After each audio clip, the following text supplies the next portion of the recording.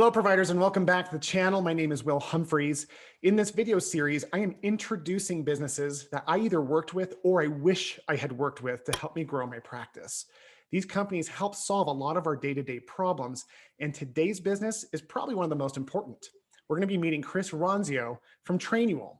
Trainual is a company that takes your policies and procedures, puts them in the cloud so that you can scale, and brings them to life. Chris is an amazing human being as well. So you're going to learn about leadership today, as well as the importance of documenting what we do so that we can get out from underneath our companies and actually be business owners. So without further ado, it's my pleasure to introduce Chris. All right. Well, Chris, thank you so much for being a part of the show today. And thanks for creating time. I know you're a busy guy. Oh, thank you for having me. I always have time for you, Will. You were in my first mastermind group ever. So I love thinking back to those days. Yeah, I do too. And I got to tell you, if you hadn't brought it up, I am so proud of you that I was going to bring it up for sure, that I was in one of your first mastermind groups. How long ago was that, honestly? It's been at least 10 years, yeah? Yeah, it's probably like 12 years ago at this point, something like that. You know, Crazy. it's been funny to think about our growth because at that time we were very much deep within our businesses, me and my physical therapy practice and you with your film production company, and Yeah. very much like trying to figure out the basics of business. And now here you are, founder and CEO of Trainual, which is one of my favorite companies, regardless of our experience together. Having seen what your company has done for others is something that I'm excited to share with our listeners, because I think if I had had that 12 years ago, it would have been a game changer for me to get on top of my business. So could you frame up Trainual a little bit and tell the viewers who are maybe hearing about it for the first time what you guys do? Yeah. I mean, I feel the same way. If I had this in my video company that I had when we were in the group together, it would have made such a difference. And so, the short answer, Trainual, is training manual smashed together, but it's really more than that. It's like, we call it the playbook for your business. So as you're growing a business, you have a secret sauce. You have the way that you do things. You have your policies, your procedures, your best practices, the way you structure your organization, role by role, department by department. It's what makes your company unique. So Trainual is a simple software where you can capture all of that, where you can work with everyone in your company to capture what they do. And then you can train and onboard new people and keep all of your existing people up to speed. So it's that, when you go back to that physical operations manual, the binder that we all kind of wish we had secretly, it's that except online. Yeah, and I think it's cool that you did this business, because in your first company, that was all of our problems. In healthcare in particular, Chris, I can tell you that our listeners are going to really connect with that piece that you mentioned around like how they like to do business, because healthcare is an art and a science. Yeah. The art part is so hard because they want to make sure they get it just right. But Trainual gives a platform for people like that to be able to create it. So I would love to hear from you. Like, what was your journey from going from your first company into Trainual? Yeah. So when I met you, I was already 10 years or 9 years into my video production business, which I started when I was 14. So in high school, it was really just a side project where a friend and I were filming sporting events at our school. And then it started to be like state level championships and regional events in New England, where I grew up. And so as we did more and more events, we couldn't be the camera operators at every event. And so we started having to hire crews, camera operators and production managers and film editors to do these events that would happen all at the same day. And so that was my real entry point into training and operations and standardized procedures. It was like, if I can't be at every event, how do I make sure my company and the same experience is at every event? And so I was thinking about it like as a franchise. You've read the E-Myth, and I'm sure a lot of people have read those sort of books. You want to build a consistent, repeatable experience. And so my video company was kind of like my test kitchen where I was learning all this stuff and trying to figure out, how to fine tune the way we did things. And so when I intersected with you, I was still flying out to events and like filling in wherever needed. I hadn't gotten myself out of the business. But over those next couple of years, as I handed it off to an operations manager and he became the president of the company, I was piece by piece pulling myself out of the day to day. And the systems we had, the SOPs and the really the playbook is what enabled me to do that. But we were, just cobbling it together. It was like WordPress sites with, janky plugins and form tools and like a CRM where we would tag people that had gone through training. And I just wish that there was a simple system like this. So fast forward a little bit, I sold the video company, I started consulting. And as I was going business to business, I saw everybody's got this same need. Everybody has the way that they do what they do. And, the best of the best have like these 3-ring binders, or they're still stitching it together with all these documents and weird plugins. And why isn't there a simple software for small businesses? Now, enterprise companies, huge conglomerates, have these types of softwares, but small businesses don't. When small businesses grow and think of training, you think like bureaucracy and compliance and like, no, I'm a cool growing business, I don't need that. And so I wanted something that was in the middle there, easy to use, but check that box. Yeah, and it totally is. I remember those days. I remember you flying out to like Olympic events. Like I remember Yeah. that being, I was so proud of you then. I'm like, oh my gosh, this guy is the film production company of some Olympic ice skating or whatever it was. It was so cool. And Yeah. and like the whole thing about how you started this is powerful because I went personally as a business owner, I had the same thing where I was using Google Documents and all those kinds of things just to help organize my thoughts. And that was actually something because like you mentioned the book, E-Myth Revisited, which I'll put in link in the description below. Everyone who's listening to this has to read that absolutely first. And then you'll totally understand what your next step is in your company and why Trainual is so important. Because once you start putting it in a area where it can be shared, it can be scaled. But do you know what I love about Trainual? Is I love, in addition to it's easy to use format, which I am not like you. I am not a tech guy. The fact that I have a YouTube channel is kind of a miracle. For me, for me, like I can use Trainual and you have this robust support system to help people get started. It can have video, it can have all these cool features with very little effort, and you can track it. Like you can track people's performance in it without having this nightmare headache as you grow and hire more employees around how that works. Yeah. So why do you think people don't like document their policies, procedures, or put them online? What do you think limits business owners from going to that next step? I think that it's a stage, it's an evolution of a business. At the beginning of a business, everything's on fire, right? Like you're just trying to fix the everything that's broken, or you're experimenting, you're testing. And so the right time to document is when you need to scale, when you know that you've got something that's working. And so when I was consulting, I used to ask people before I'd work with them, um, do you have a marketing problem, or do you have an operations problem? Like, are you Mm. trying desperately to get customers and you need to focus on customers and sales? Or do you have people banging down your door and you just can't fulfill them quick enough and you feel like you're working too many hours? Because those are very different problems. And so for an early business that's focused on marketing and sales, you're not, the operations is, it will come, but you can have a messy business when you're trying to fill a schedule. But then when you get to a point like I remember you were at in your business, where you're like, I don't have enough hours, I can't be on the floor every day. Like, that's when you start to realize, I've got this responsibility that I no longer have time to do, and I need to offload that to someone. So how do I make sure that I'm setting the right expectations for them, that I'm setting them up for success? That's why you would document and write something down. And so a lot of people find themselves in this catch 22, where it's like, yeah, it'll take me some time to write it down, so I'll just do it myself. And if and if you're in this, like, that hamster wheel almost, then that's where you're going to stay. But if you can see a bigger future and you invest in the training and writing things down, then once you're free of that responsibility, it's just so enlightening, and then you get addicted to it.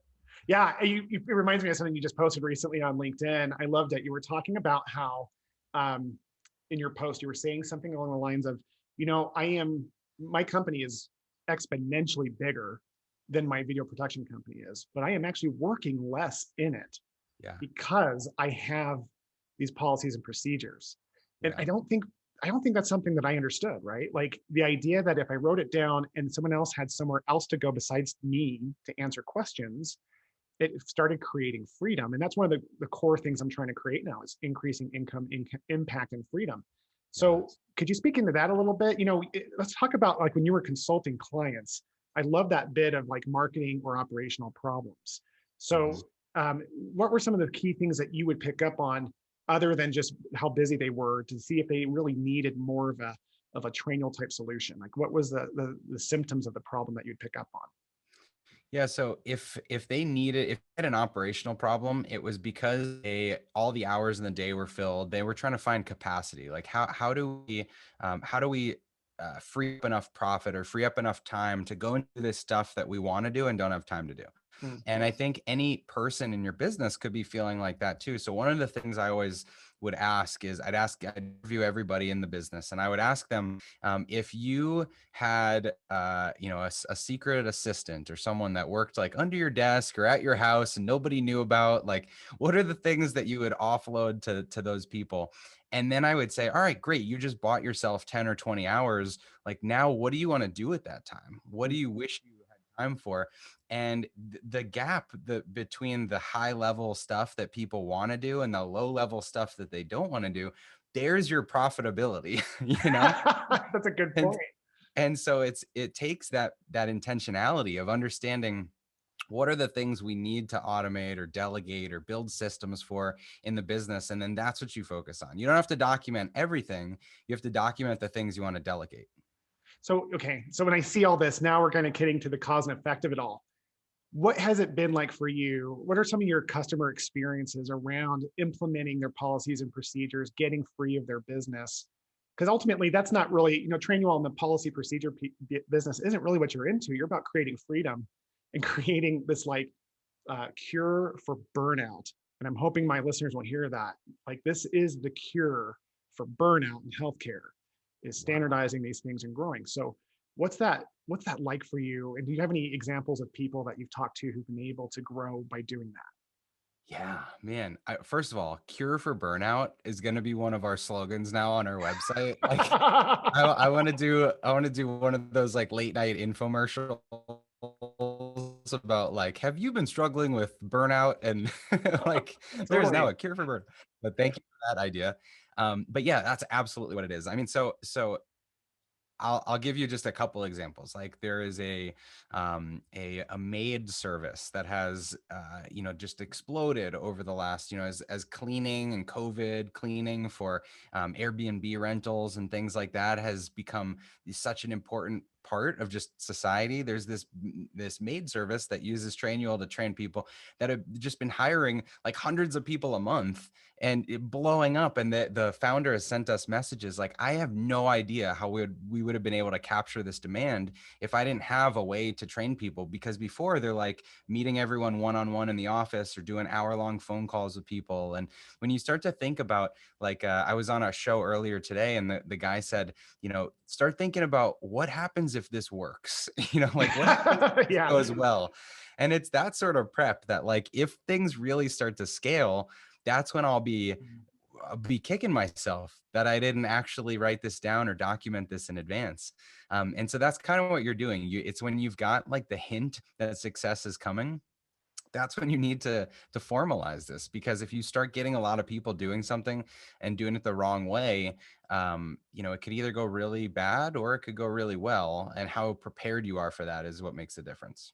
Yeah, I think another way that it reduces stress in the process of getting to that point is that when you have out points in your company, like someone's doing something wrong, or you're having that discussion as to why they're not producing the thing they've been hired to do, having it documented gives you the power. I noticed to be able to sit down with the person and objectively show them what's going on. It becomes about managing through agreement versus expectation when it's written Yeah. down. And Yeah. so, for me, one of the things I loved about what you're promoting is that in my world, I didn't think I'd ever find a day in healthcare where I would be a business owner who worked less than 10 hours a week, but was growing a company more than I ever had, just what like you've done. I would love for you, this isn't like you, but I really kind of need you to brag a little. Can you tell us like how many, how brag about Trainual, tell me about the growth and like who all that you're working with, not clients specifically, but your Well, impact at this point. yeah, sure. So we have over 5,000 companies using the tool at this point, hundreds of thousands of users in over 130 countries now. And so it's it's really become really cool to see. And that's, it's it's a self-serve product as well. So people sign up and they'll send us messages and thank us, and we'll do case studies. And so we have anecdotally a lot of really cool stories. But just looking at the numbers on the little ticker that keeps going up, it's inspiring to think about the impact beyond the people that we hear about. Because what you said there about, the cure for burnout, it's not just for the founder, the owner, the person at the top, it's for each individual person. It's anytime someone goes from doing 10 things to now being able to take 2 of those things off their plate and give them to someone else, it moves them forward in their career, and it's less stressful. And so yeah, I've felt it myself, just as we've grown and we've added people.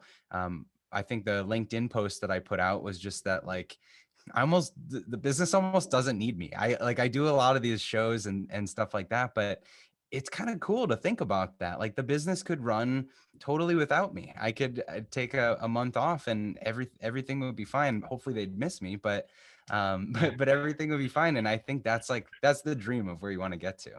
Well, and I know you personally. I know that you are a leader of leaders. Like, there's no way that you wouldn't be missed. But I think it's also cool, and I think it's cool that the business that you run is the very thing that's helped you be successful. This thing called documenting and growing leaders. Yeah. Something that you said really sparked something in me as a memory is like when I wasn't writing things down as a healthcare practice owner, it was always like these A players that I was fortunate and lucky enough to hire that I leaned on. It was a people run company versus a process run company. Yeah. And so my world kind of shifted whenever their world shifted. If I ever burned them out and they left, it Yeah. was like I had to reinvent the company from scratch again. And I, Yeah. I never thought about that. When you put those policies and procedures, it's almost like we're giving a gift that has nothing to do with us. It's a way of not being the center of attention in all ways, because then they look at what you've built as a legacy and they can grow. So Yeah. I love what you said. Yeah, I remember one of the companies I consulted for was a daycare, and I went in. I used to do these confidential interviews with everyone. So I was interviewing a teacher, and it was during the kids' nap time, and so we're sitting in these little, like, 18-inch chairs, like the little preschool chairs, and talking about the business. And she confided in me, like, I've gotten so many job offers. Families come through here. I could be a nanny. I could work at other schools. I've gotten so many job offers that would pay me more than what I make here. And so I'm like, "Oh, well, that's great. She must be so loyal. She must love this place." I said, "So why didn't you leave?" And she's like, "Because if I left, this place would crumble." And I just feel Oh so, no. it's like, I just feel so I'd feel so guilty. And I left that room feeling so bad about, like, this A player, like you just said, is so important to this business that she's just afraid to make decisions that are good for her own career. Like, she can't advance herself. And so it's really something that's great for everyone. It's like everybody should want to be replaceable, whether you're the owner, any employee. If you're replaceable, it means that you can move up. It doesn't mean you move out necessarily. It means you can move up. Yeah, and in that growth of moving up is where the profits occur, because if they're not feeling like if they leave the whole thing crumbles, but it's more like if I stay, it's the narrative shift, right? If I leave, this thing's going to fall apart, but if I stay, it's because I can grow with the company. That's encouraging and incentivizing, because Yeah. everyone wants that. And Yeah. so that's the power of having it all written down. So I wonder, what's your vision for Trainual? I'm sure, I almost wonder, you've done so many of these interviews. I just kind of wonder if this is all redundant, but I still want to know, what's your vision for Trainual? So the big vision is that every small business would have one of these playbooks. Yeah. It's sort of in line with how I think Microsoft or Apple or someone says, like, a computer on every desk, like that sort of thing. Because that was the far out vision that just didn't seem possible or practical at the time. And then as technology advanced, it was very practical. And so it's the same with a playbook, with a operations manual, whatever you call it. The reason businesses don't have these is because it takes so much time and effort and expertise to put one together. But if we do our job with the software to make it so that the playbook almost writes itself, it suggests things, it understands how you're growing, it sees how you're adding roles, it's got built-in templates, it's industry specific, it's got a recommendation engine. You can imagine a future where, wow, I just sign up for this thing, and over time it starts to be extremely valuable because it's collecting the knowledge in my business. Yeah, and it is extremely affordable. And I have to say real quick as a disclaimer, as the time of this records, I get zero financial gain if you guys go to Trainual. I'm just a big believer in Chris, pace the leader, pace the pack, and this company that has on its own proven its worth. I just think healthcare providers get into a place when it's a service-based industry where they don't come up for air. They're so busy being burned out. So the people who are listening to this in their car, who are watching this on their phone at night, you need to understand that as Chris's vision is to put this in every single small business in America or the world, my vision is that every private practice in the world has Trainual in it as well. I haven't seen anything as good as you guys at all. And that's not just because we're friends. It's the most efficient and effective way of growing and scaling and getting, unstuck. So as you grow and scale, and as I grow my vision of healthcare, I hope that we'll continue to overlap, Chris, because what you're doing is just phenomenal. And likewise, watching you go through your journey with your business and now helping others, I mean, it's very parallel what we've been doing here. Our paths have been very parallel, except that you're about 10 years younger than me. So I try not to remember that. You just figured it out so much earlier than me, but it's okay. It's not the age, as our common friend Scott says, it's the stage of our business, right? I So love that. yeah, Yeah. dude. Well, I want to thank you so much for being here. I will put the link to learn more about Trainual in the description below. I have used them for years. I'm a big fan. But before we go, Chris, I got to ask you: is there anything else on your mind that you would like to share with healthcare providers at this point who are feeling burned out? Anything you'd want to say to them? Yeah, anyone that's feeling burned out, again, back to the cure for burnout, the chaos comes from the lack of clarity. And again, to throw back to my consulting days, what I did to eliminate chaos in a business was really just to unpack what all that chaos was and start to sift through it. And if the chaos for you is that you are working too many hours and you just couldn't possibly support a larger client base or whatever it is, just sit down and start to map out the difference, the things you really like doing and the things you really don't want to do anymore, because that's the beginning. And until you see that gap, like I mentioned at the very beginning, you can't really do much about it. So start there, figure out what needs to shift, what roles you'd create, what responsibilities you'd pass off, and that's where to focus. Very wise words. Thank you, Chris. The last thing I'll say on the way out is to remind you guys the importance, especially in healthcare, that you are the service. You are the product of what you do. And so often we get wrapped up in this idea that like we have to do it ourselves. We can't ever hire someone quite as good as us. But what we've learned here today is that if we are able to write these things down, and if we're able to train people in our style of doing things, we can create something bigger than a business that runs us. We can create a legacy that's going to impact way more patients and those wonderful employees who are wanting to learn what you have already figured out. So by all means, read the book E-Myth Revisited. And remember that phrase that Chris mentioned: through clarity, you can distinguish between opportunity and distraction. Clarity is power. Chris, thanks again